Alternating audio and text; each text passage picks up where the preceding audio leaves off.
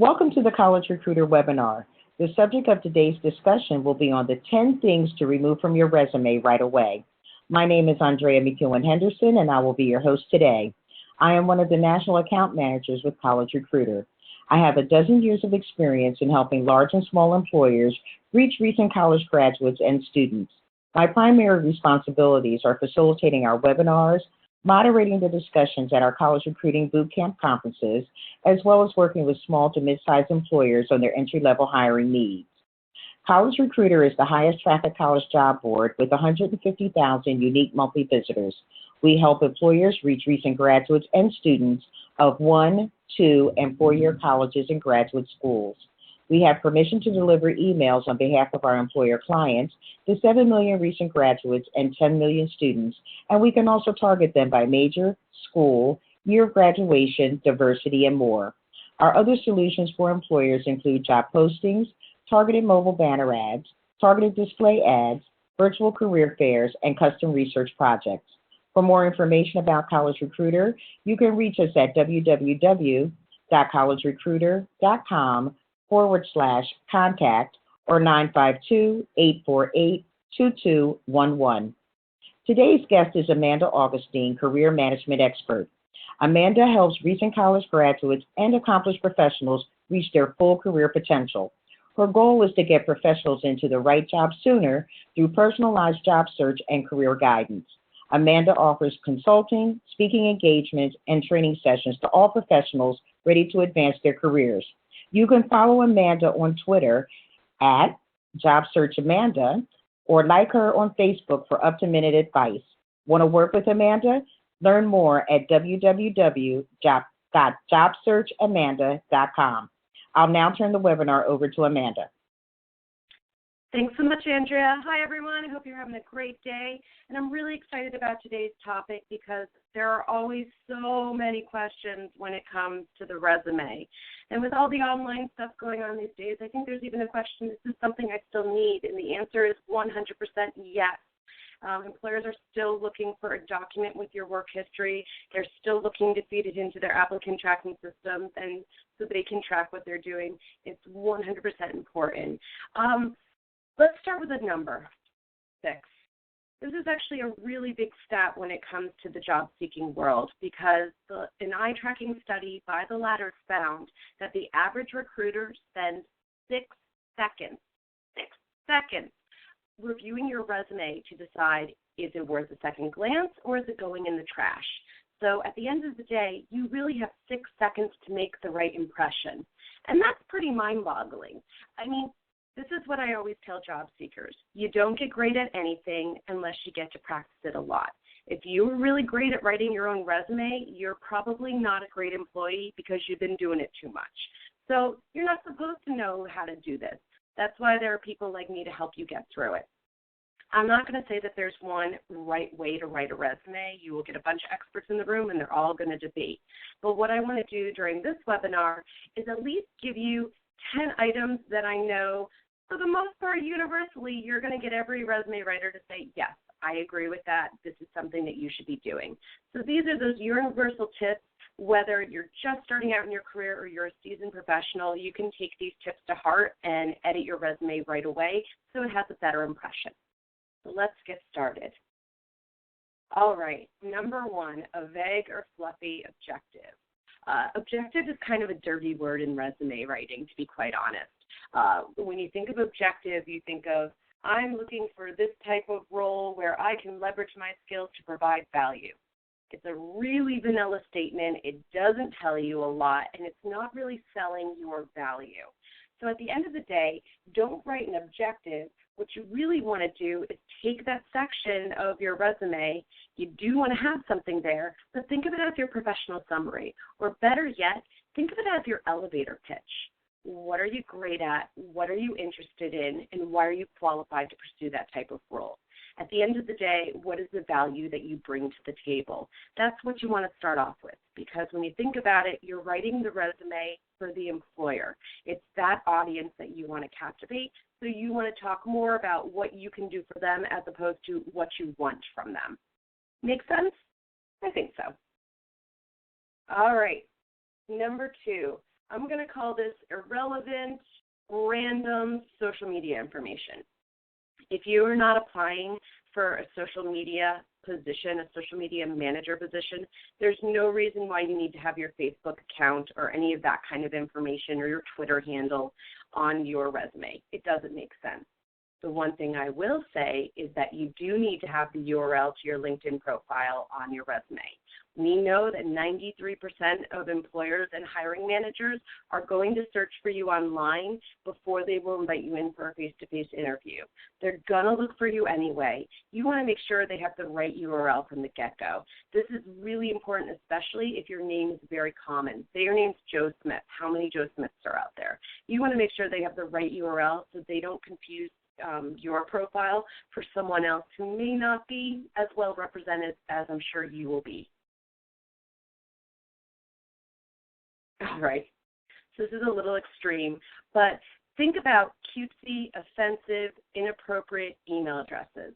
I think a lot of people forget that, especially when you're just coming out of college, the thing that was really funny or cute, cake for days, that doesn't fly in the business world. So when you're applying to a job, you want to make sure you're using an email address that's professional. Usually that involves some part of your name or your full name. Maybe it is part of your branding, so maybe it's jsmith_marketingpro@gmail.com, something like that. A couple things I'd recommend. One, create an email address just for your job search. This will help you separate from all the other nonsense out there. It's making sure that all of your messages are going to one spot. And also, you want to make sure you have an up-to-date email address. Anybody who's looking to be in tech, who wants to work for startups, the Comcast email address, the AOL email address, honestly, they don't fly. They make you look like you're outdated because you're not working with more current technology. So Gmail right now is the safe bet, and it's free, which makes it even better. All right, your headshot. Now, it's interesting because we did another one of these webinars not too long ago where we were talking about what's the right headshot for your LinkedIn profile. And that's a very appropriate spot to have a photo. On your resume, when you are applying to jobs in the United States, you do not want a picture as part of your application. In fact, I've known recruiters who will actually not consider candidates who have a photo attached to their resumes because they're so afraid of being accused of being discriminatory that they don't want to deal with any that have the picture. So do yourself a favor, unless you're creating a CV to apply to jobs overseas, make sure there's no photo associated with your resume. The only other exception, hey, you're going to go be an actor or a model, obviously you have headshots. You're looking to go into the professional world, does not belong there. Personal details. This is also another big difference between a CV that somebody who's an international job candidate would be using versus a resume, which is the usual accepted form of job application materials in the United States. So we don't need to know about your marital status. We don't need to know about your hobbies. I know a lot of people say, oh, but I want to include my hobbies. You know what? Put it on your LinkedIn profile. They're going to look at it anyway. But think of your resume as more of a black and white document that's positioning your experience. The LinkedIn profile is more of a three-dimensional view of you as a person and a professional, a little bit more of your personality. Save the details related to your extracurricular activities and your special interests on that page, and really stick to what matters most and what's most relevant to your job goal on your resume.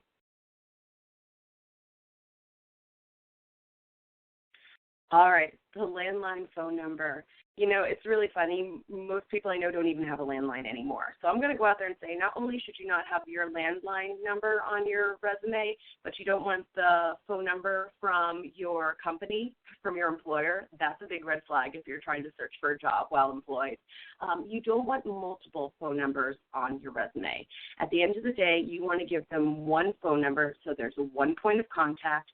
So you're less likely to miss a message, but also you're now controlling who picks up the phone, what that voicemail sounds like, and when that phone's being picked up. And the easiest way to do that is making sure that you're using your mobile phone number. The other reason, when a recruiter thinks about you and they want to talk to you right away, you want them to be able to reach you right away. Your landline's at home.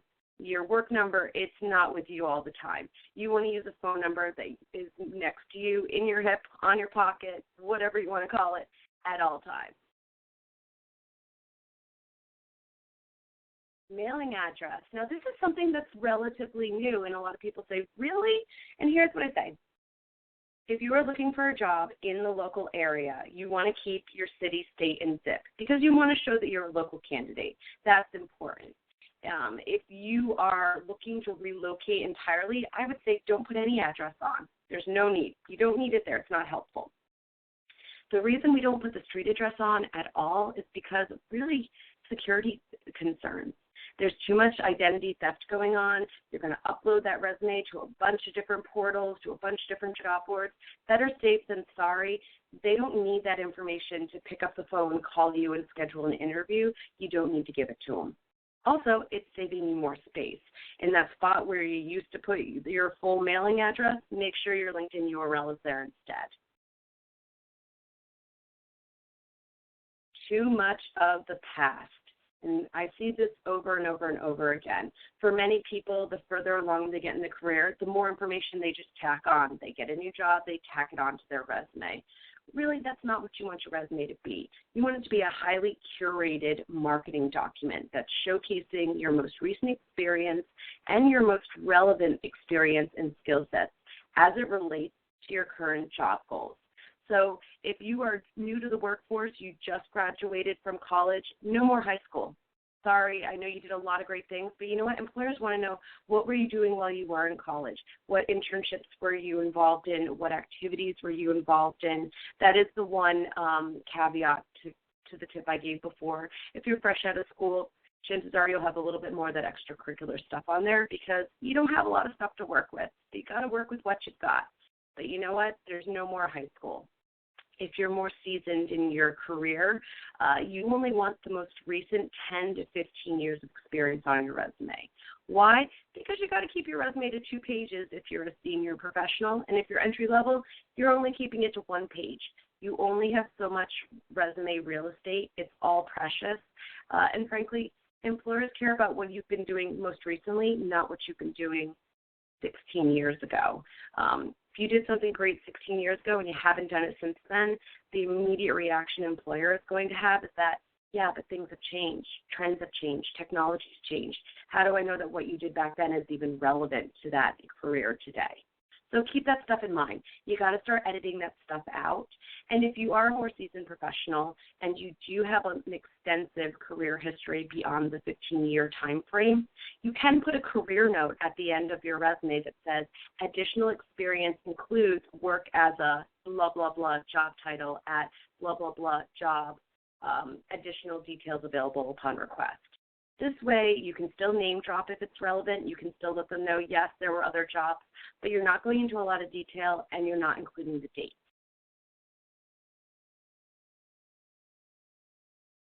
Pronouns. All right. So when I'm talking about pronouns, I'm talking about the I, the me, the we. When you're writing your resume, the generally accepted format is that you want to do what we call silent or absent first person, which means you're going to talk about what you did, but you're not going to say I. So, recent graduate of, top college with a passion for, improving the bottom line in the startup community. If you notice, I'm not necessarily putting any pronouns in there. Just watch that. And this, again, is a big difference between the resume and the LinkedIn profile. There's a lot of debate if it should be a little bit more personal. Right now, the still generally accepted format is that you're going to remove that kind of stuff from the resume. But on your LinkedIn profile, particularly in the summary section, you're allowed to say I and me. In fact, they encourage it because they want to see a little bit more of your personality. What drives you? What are you really interested in? And how does that translate to the working world? So save that language for your LinkedIn profile. References. All right, this typically goes at the bottom of the resume. Either there's a list of references, or I've seen people say references available upon request. Either way, rip it off your resume. Again, if you're entry level, you only have a page to work with. If you're beyond that entry level position and you're more, 3 to 5 to 10 plus years out of school, you only get 2 pages. Don't waste that precious resume real estate by adding this line. Guess what? Employers know that if you want the job, you're going to give them references. You're stating the obvious. So rip it out of there and save that room for something that's more important and more relevant to positioning you as the right candidate for the role that you're applying to. Now, obviously, there's so much more that goes into a resume than just that. So I'm putting up a couple images. These are all samples that I worked on with Business Insider for a series of articles I did with them. So starting on the left, you have an intern. In the middle, you have somebody who just graduated from college. And then all the way on the right, you have someone who's a bit more mid-level in their career. What you'll notice about all these is that the look and feel is a little different. They use different fonts. They're breaking up the information differently. And honestly, the earlier on in your career, the more flexibility you have in terms of how you represent your experience, your skills, that sort of thing. The thing to keep in mind here is that if you looked at the top third of each of these resumes, you would have a snapshot right away of who this person is and what type of job they're targeting. Point blank. Very easy, right up there. Other things you've noticed, there's not a million bullets. You're able to quickly scan the information because it's broken out in a way where there's enough white space and it makes it easier for your eye to go through the document.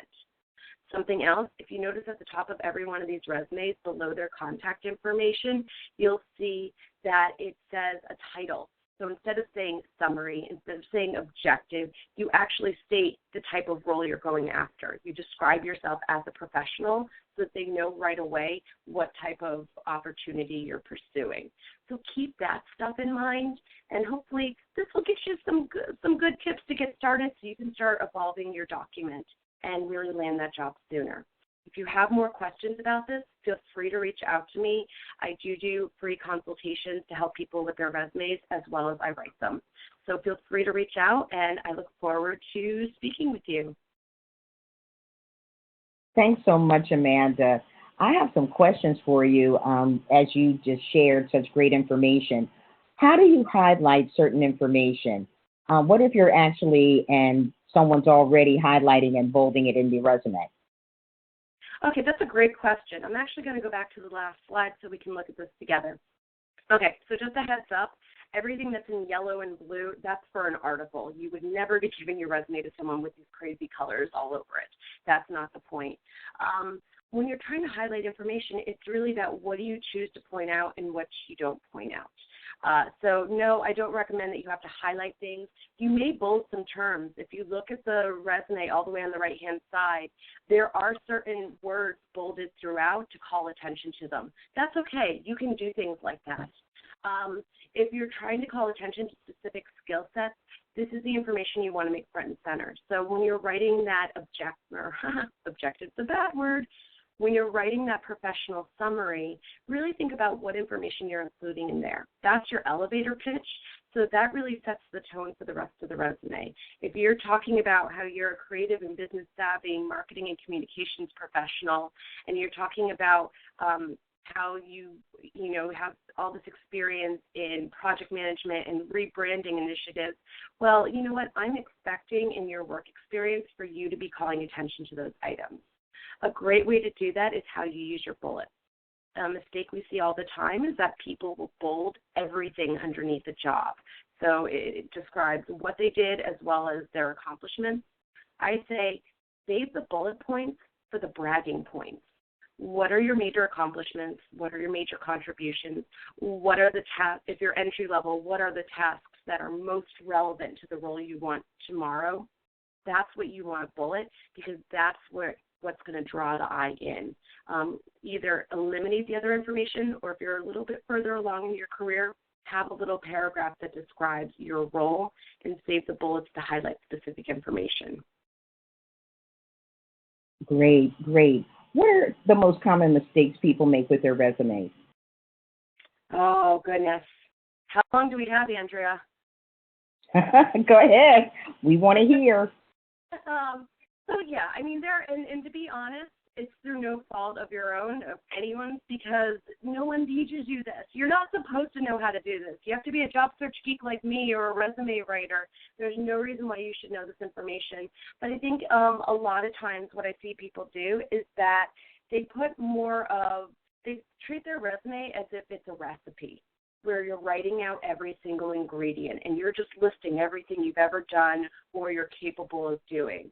And at the end of the day, that's not what employers want to see. They don't want to see a laundry list of everything you can or have done in the past. They want to know, what have you done that's most relevant to the role that you're applying for today?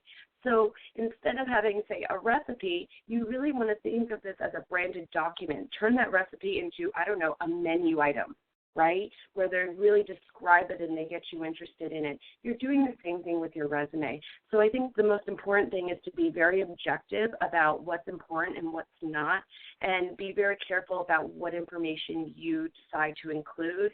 And what you may be proud of something. You may be really proud that you coach, your son's Little League team, but frankly, that probably has no place on this resume. So you really have to think about what's going to make the biggest impact, and also work with what you've got. Not everybody has a lot of internships. Well, then you're probably going to want to really push any leadership activities in the college groups you are a part of, or you have to really push your GPA and your coursework in college if that's all you've got. So always think about what are you working with and what's the best way to position it so that it shows that you truly are qualified for the job you're after. Great tips, great tips. So what if you want to target several different types of jobs? Does that mean that you need several different versions of the resume? That's a great question. I get that all the time. If you're entry level, maybe it's, I really am not sure what I want to do, so I'm applying to a whole lot of different things. And even if you're more seasoned, it could be, I've done a lot of different things in my career. I am capable of doing many different things in my career, so why don't I have a resume for every single one? Here's the deal. While you could write a million different resumes, you still only have one LinkedIn profile. And the other thing is that if you're applying to multiple jobs, chances are you're going to apply to two jobs that are either for the same company or being managed by the same recruiting agency. You don't want to look schizophrenic. So you really do have to pick a target. And it can be a little wider.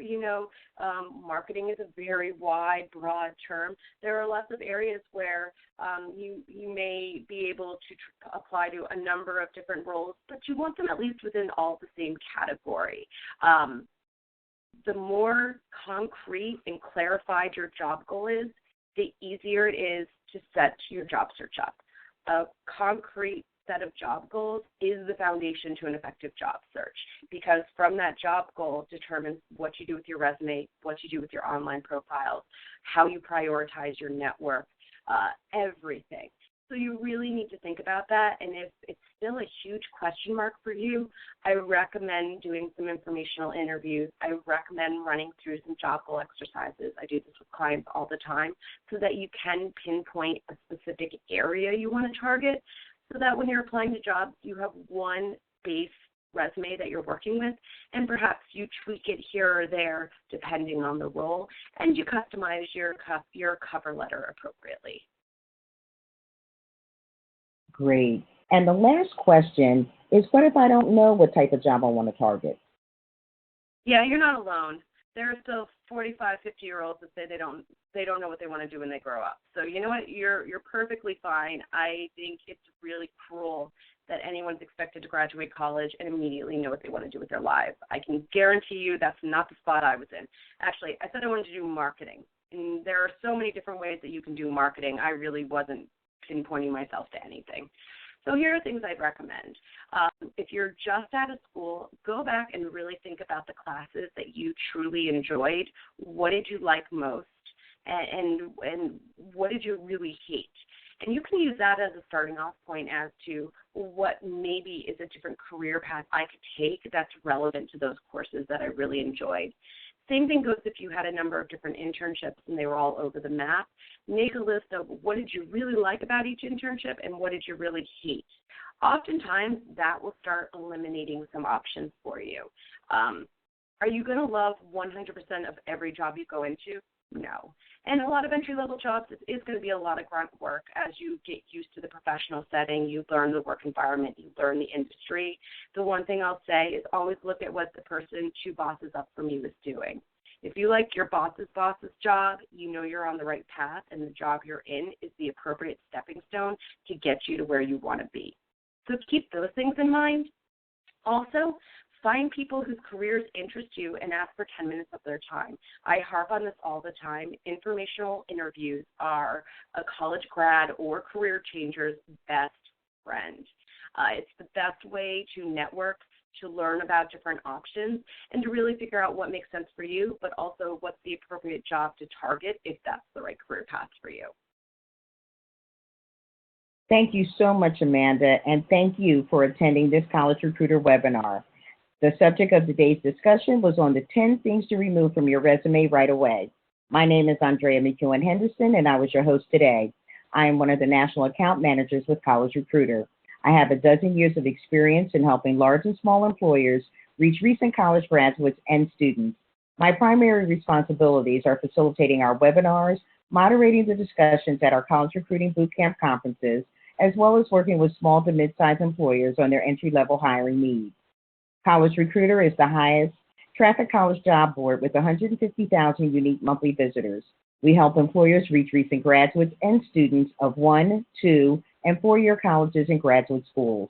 We have permission to deliver emails on behalf of our employer clients to 7 million recent graduates and 10 million students, and can also target them by major, school, year of graduation, diversity, and more.